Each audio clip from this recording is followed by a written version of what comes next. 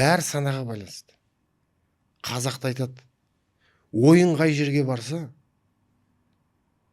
бойың сол жерге барады. Ойыңда қанша ақша бар, қалтаңда сондай ақша болады. Біз бәріміз айтамыз, ана чиновниктер ұрлап жатыр. Чиновниктер бізге бермей жатыр. Өкімет бізге ақша бөлмей жатыр. Біз неге бермейміз? Әбден жалынып, жалбарынып, іздеу, біреуден сұрау, мынау сіздің ескі бағдарламаңыз.